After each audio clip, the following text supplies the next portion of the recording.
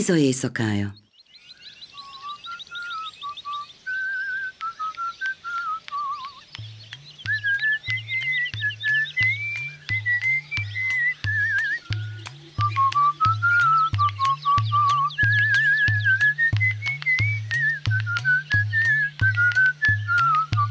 Jaj, az rettenetes éjszaka volt, sose felejtem el. Bár a többi se külön.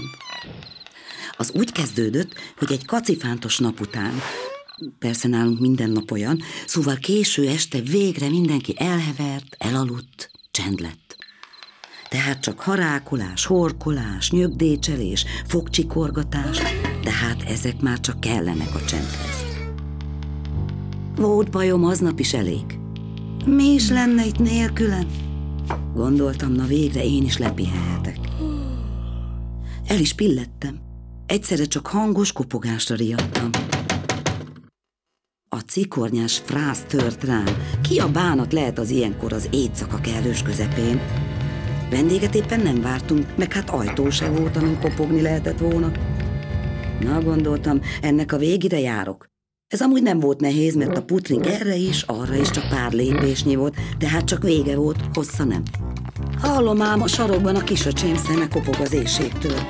Na, gondoltam, itt valamit tenni kell, mielőtt még mindenki felébredne erre a zajra, és akkor aztán elszabadulna itt egy kisebb pokol. Nem volt sok időm ezen töprenkedni, mert újabb szörnyű hangok hallatszottak a ház mögül. Kióvakodtam, odalestem, s hát a lopott ló, ami legelés közben fűbe harapott, megdöglött és kilehelte a gazdája lelkét. Meg is lepődtem, hogy van neki olyan, mert azt mindenki lelketlen büdös gazembernek ismerte. Ott libegett, lebegett, nyöszörgött, huhogott, mint egy kórikás, vagyis hasrágásos hóbagoly. Na, gondoltam, engem akarsz te itt kísérteni?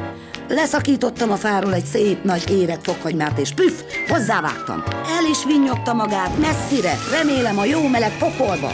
Na, ha már ott jártam, elővettem a halasbicskámat, és kivágtam a ló zúzáját. Nagyon kellett vigyáznom, nehogy a pukkantóját is megdökjem, mert akkor lett volna akkora ágyú dörej, hogy még a hótak is csatasorba álltak volna. Gondoltam, kifőzök egy jó tervet, közben belédobom a lózúzát.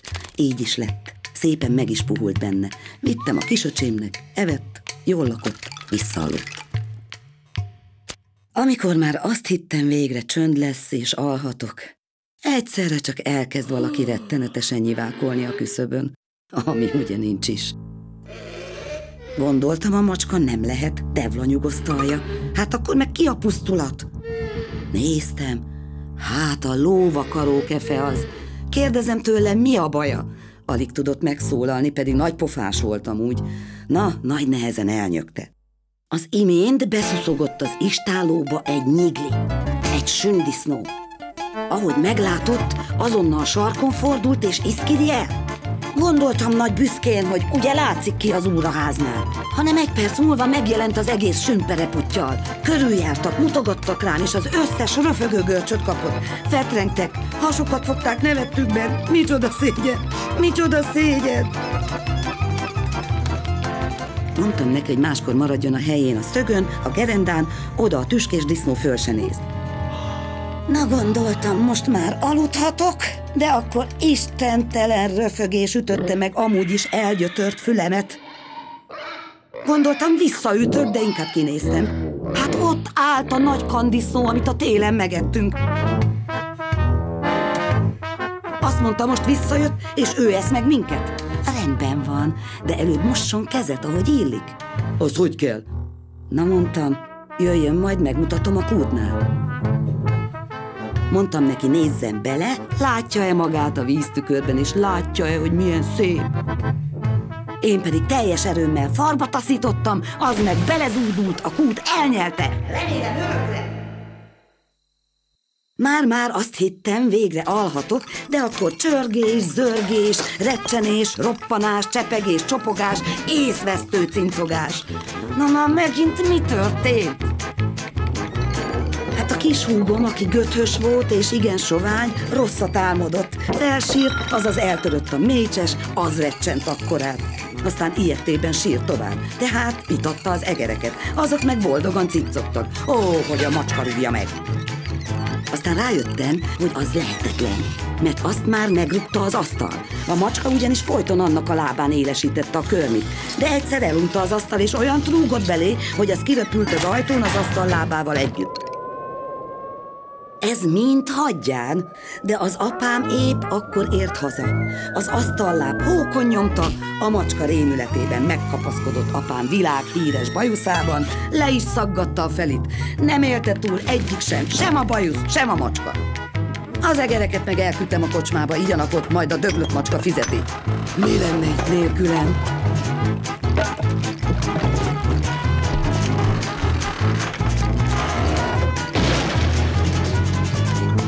Hogy az a... Még jó, hogy nem beszélek csúnyán, különben mondtam volna olyan cifrát. Láttam, hogy én itt már soha se alhatok.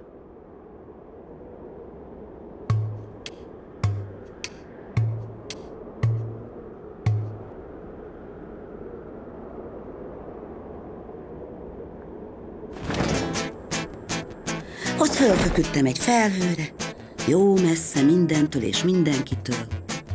Elaludtam, és azt álmodtam, hogy alszom.